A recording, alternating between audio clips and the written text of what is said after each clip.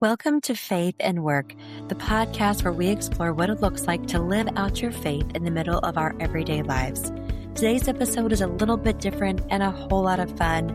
I'm taking you with me to my trip to New York City, a trip that has been on my heart and in my mind for years. It's filled with history, adventure, and some unforgettable moments. From watching my husband light up in the middle of a museum, to seeing parts of Central Park I've only ever seen in movies, to standing on Ellis Island where my own family once stepped onto American soil for the very first time. This was a trip I'll never forget. But here's what surprised me the most. In the middle of one of the busiest cities in the world, God did not just show me how to explore, He reminded me how to rest. If you're in a season where life feels full and busy and maybe overwhelming, this episode is for you.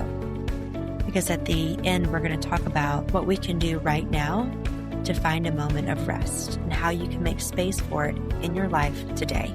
Let's dive in. Welcome to Faith and Work. I am so excited to share this episode with you, mostly because I get to talk about a really fun trip we just got to take, a trip to New York City. I have been dreaming about going to New York City for such a long time, and it still feels like a dream that we had the opportunity to go. So today's episode, it's fun. We'll end with a biblical challenge and a spiritual truth, but I really would love to talk to you about some of the highlights of our trip, some of the amazing things. At one point, towards the end of the trip, I was talking to our friends that we traveled with, and I said, I wonder if we could ever go to New York and just stay in one borough. I was thinking about an easier way to maybe bring the boys back one day. And then I looked on a map and realized the whole 3 days we stayed in one borough. And I thought we had been super adventurous and gone all over the city. And we did go all over the city. But even in going all over the city for 3 days and taxi rides and subways and everything, walking what felt like miles and miles and miles, we still just stayed in Manhattan. There's so much to see. There's so much to do. So today's episode, I want to highlight our 3 favorite parts of the trip. And then I'll go through a little bit more detail. If there's anything that you are wanting to know more about for your own trip to New York, I'd be happy to send over any of the places that we've gone or share any links with you. We had a wonderful experience, so always happy to share anything that we learned. But I honestly got a lot of our tips from our friend, Tim and Annabelle. Tim was a guest last week on the podcast. We recorded that episode months ago, so it's kind of funny that it aired right after we came back. So that was kind of a cool timing on that episode. But Annabelle, Tim's wife, really helped to plan a lot of the trip because she's been so many times and she has family up in that area. So that really helped. But she shared a lot of really practical tips. A lot of friends that are from that part of the country shared some really cool practical things. The most important one being to wear comfortable shoes. And that proved to be a very, very helpful piece of advice. I think over the course of our time in New York, we walked close to 60,000 miles if you include our travel days in the airports. It would not 60,000 miles, 60,000 miles, 60,000 steps. So it felt like 60,000 miles. We walked 60,000 steps. So that was just so much fun to go explore that much of the city.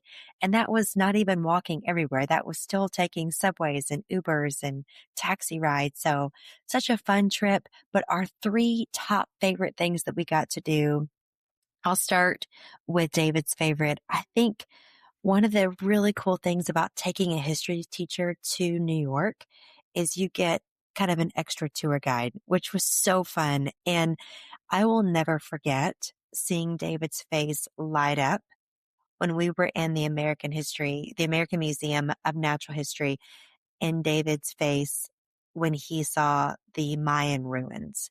And he walked over to that display and he's looking at all these different pieces and these relics that he talks about in class.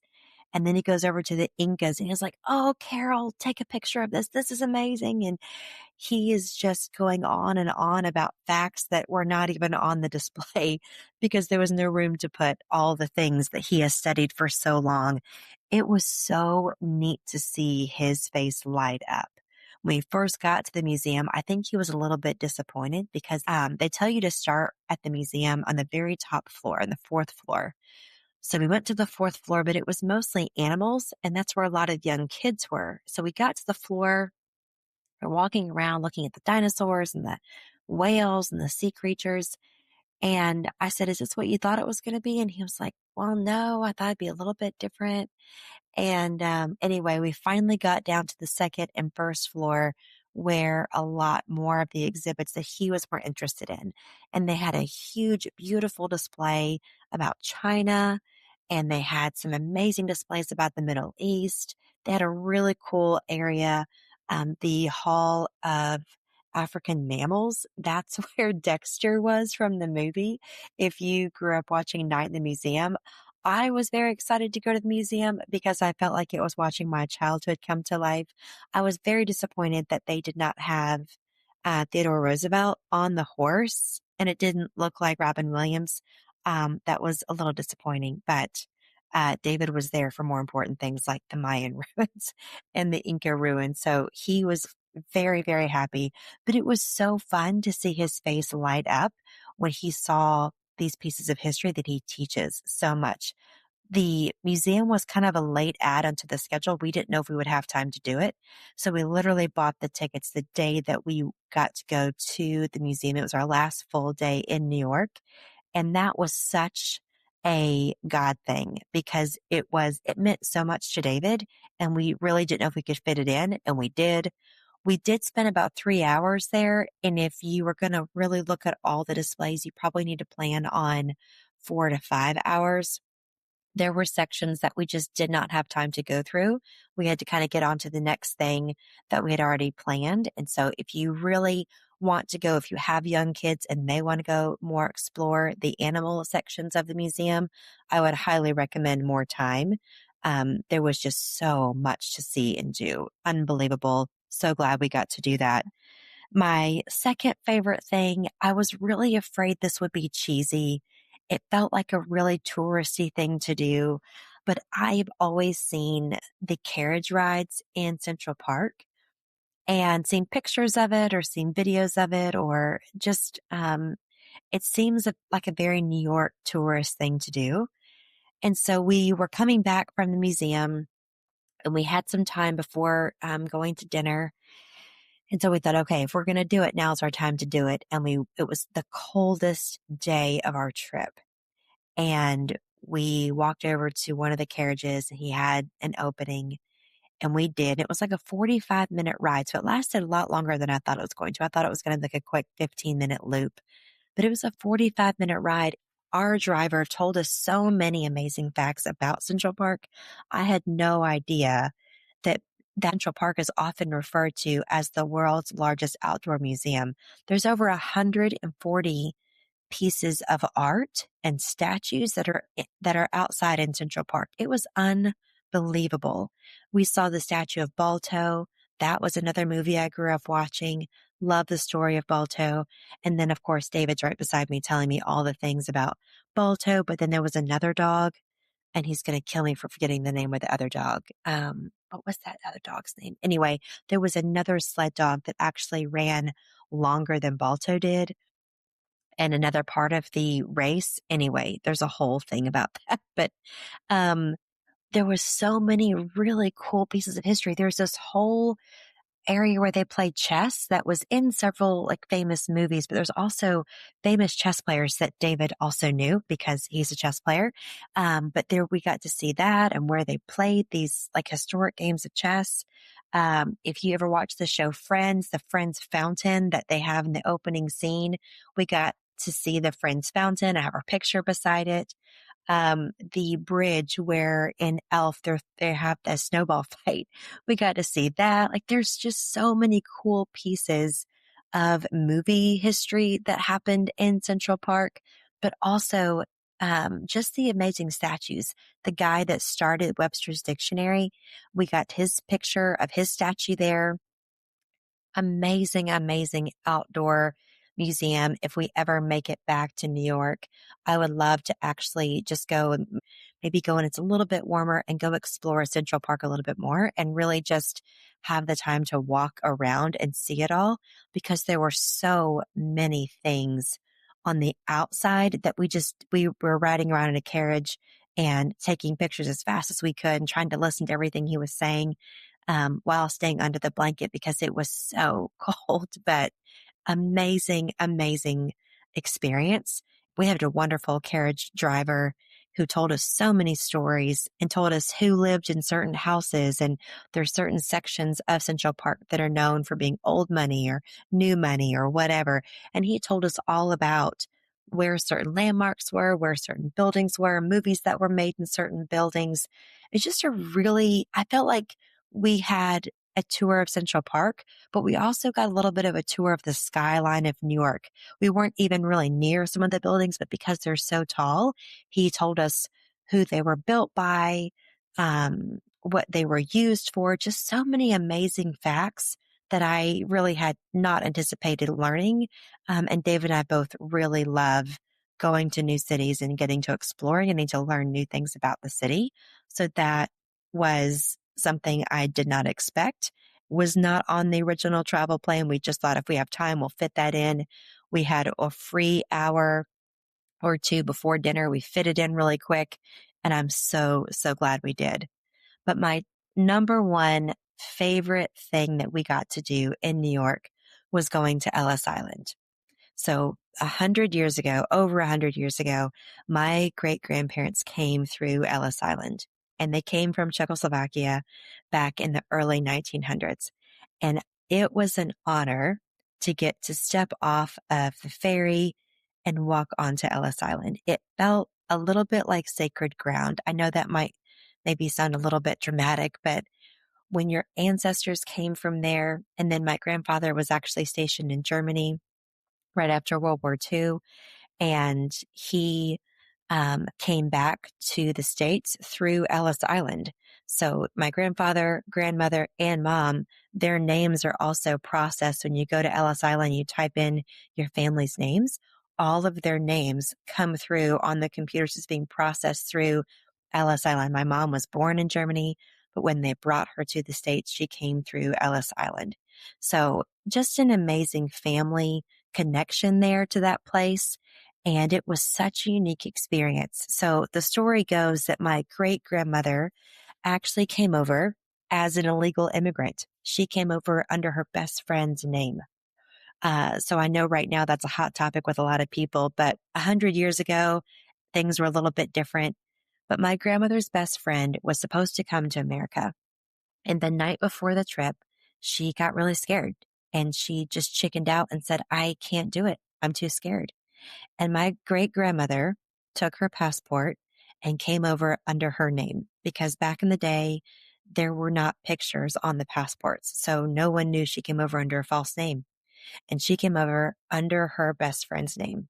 I cannot even imagine how scared she was. I can't imagine how many times she probably had to lie to get in. And then once she did, she changed her name back to her real name. And it all worked out. I don't know how it all happened back then, but it all worked out. But I was overwhelmed with the Statue of Liberty when you pull into the harbor and you see the statue there. And then just going to get to walk around the museum there and hear these stories about it. But seeing the original flame that was in the museum, it was just such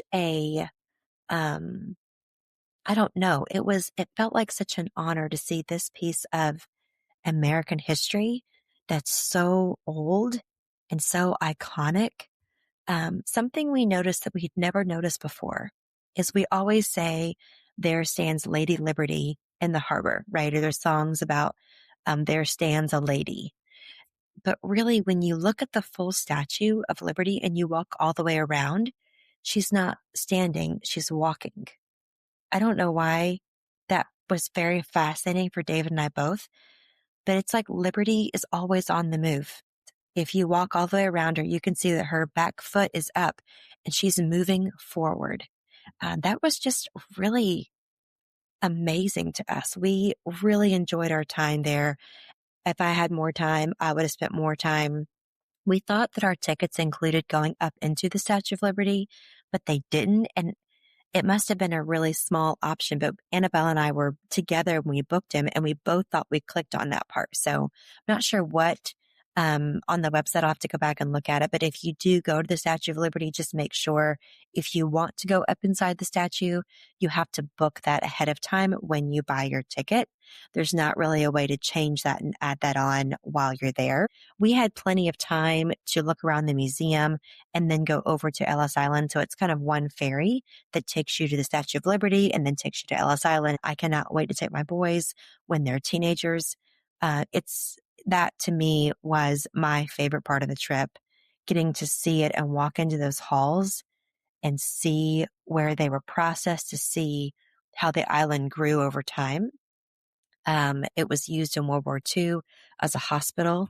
It was just an unbelievably, I don't know, it felt familiar because I've studied it so much and I've seen documentaries about Ellis Island. But it was a part of my history, part of my family's history and heritage that felt very sacred to have the opportunity to go and to see that. But what does going to New York have to do with faith and work? Why are we talking about it on the podcast? We took a weekend trip as a couple with another couple. Why would I talk about that on the podcast? Well, for a couple of reasons, but the biggest one being that taking a trip on the weekend is a way that we can rest. It's a way that we can mentally rest. And there are different types of rest. There's mental rest. There's our soul rest. There's resting at the feet of Jesus. There's sleeping and resting. There's all different types of rest. And sometimes rest looks like a trip. For you, maybe you're not in a season where you can take a trip. It might be a season where you need to look at your calendar and see what you can just mark off for this coming weekend. Maybe you need to say no to a social obligation and take a moment to rest. Maybe you need to turn the TV off and get some sleep. Maybe you need to turn your notifications off on your phone and just rest your eyes and rest your brain. Last year, when my mom was really sick, I had a doctor ask me how I was resting my brain. And I kind of just looked at him and I said, well, I mean, I read books to rest. And he said, what kind of books do you read? And I told him, and he said, what happens after you read those books? And I said, well, I usually get ideas and I write them down and, and they motivate me and they encourage me and they da da da da da. And I went on. And he said, Carol, look at your body language right now. He said, your arms are going everywhere. He said, your body language is almost aggressive. And he said, those types of books are helping to expand your knowledge and your learning and your growing, but you're not resting. He said, you need to find some ways to rest your brain, whether that's yoga or meditation or prayer or walking. You need to find ways to rest your brain. And he was right. And I've tried really hard in the last year to implement more brain rest, but there's all different types of rest that our bodies need. Did you know that in the Bible, the idea of rest is talked about over 400 times? I think if God inspired the Word of God and he talked about rest over 400 times, I think it's important that you and I listen to that and we really pay attention to that. In Genesis, we see God creating the heavens and the earth. We see a detail of what happens every single day. And then it says on the seventh day, God rested. He has an example of him resting in the very beginning. And he shows us by leading by example of how important rest is. This idea of rest is not just a good idea for us now and a good idea throughout the Bible. But if you look at the time that the children of Israel were in the Babylonian captivity, they were there for 70 years. And if you look at that time of 70 years, that was an exact correlation for how long the children of Israel did not rest the land. Because in Leviticus, God told them to rest the land. He told them to rest. Every part of their practice was different parts of rest. And he said, Sabbath is so important. It's even important that you rest the land every 7 years. And they did not do it. And if you want to read more about that, you can read that in 2nd Chronicles and then also in Leviticus 26. But they were in captivity for 70 years, which is a direct correlation to how long they did not rest the land. There's several articles that I read that highlighted how important it is to rest, to reduce our stress, to improve how productive you can be. Rest can actually reduce chronic pain. It can improve your immunity in your body. It can actually help you have a stronger heart. If you are listening to this and you're like, Carol, I can't rest. I can't go on a trip. I can't go to bed early. I can't sleep in late. I can't do this. I can't do that. I want to encourage you to look at your calendar and find some rest. Because friend, if you don't take some time to find some rest, your body's going to shut down. Your mind's going to shut down. I want you to start with 4 hours, whether it be a Saturday afternoon, a Sunday afternoon, a Friday evening. Start with 4 hours and work your way up from there if you can, but just start with 4 hours. There was a season several years ago when I was going back to college, taking college classes, and it was absolutely exhausting. And there were times when I had to submit an assignment late because I had to go to bed. I had stayed up and I was looking at the computer screen and I thought, I have read the same thing 3 times and I can't tell you what I just read. My brain was absolutely exhausted. It was shut down and I could not read anymore. I couldn't comprehend anything else. My brain was just done. It was max capacity. Nothing else could fit in that day. I needed to sleep and recharge. I want you to start with your calendar with 4 hours. I would love to hear what you're going to do in those 4 hours. Reach out to me on LinkedIn, on Instagram, on Facebook. I would love to hear from you. But think about what you're going to do in those 4 hours. Maybe for you, it's taking a walk in the park. Maybe you're going to do some yoga. Maybe you're going to listen to a Bible reading app. I love listening to the Bible on audio. There's just something about it, listening to it in someone else's voice. Sometimes listening to it in my own voice or just listening to it and reading it silently in my office. I can get easily distracted by my own thoughts. But when someone else is reading it to me, it helps me to stay focused. But maybe go on a walk in the woods and just listen to the Psalms. Maybe journal. Sometimes I like to write out prayers back to God. That is relaxing to me. Getting a cup of hot coffee or hot tea and just taking a deep breath, learning how to take deep breaths and breathe deeply. Sometimes in our rush of the world and our rush of life and trying really hard to be a committed wife and a committed mother and trying really hard to bring everything I've got to my team every day and fully commit to everything they need. It's really exhausting sometimes. And you've got to think about some times that you can unwind, you can rest, you can turn off your notifications, and you can give your brain a rest and give yourself permission to not be on duty. God did not create you to see how much you could get done in a day. He is not disappointed when you don't get all the things done on your list. He's not. He loves you. He cares about you. And Ecclesiastes talks about enjoying the fruit of your labor. This is the gift. It says this is the portion to enjoy the fruit of what God has given you. If God has given you the ability to go on a trip, then go on a trip. If for you, it looks like maybe taking a long lunch break and going and getting a cup of coffee and unwinding for a minute, there's something about closing your eyes and taking a deep breath and just breathing out a prayer that really helps to refocus my brain sometimes. Ask yourself some questions.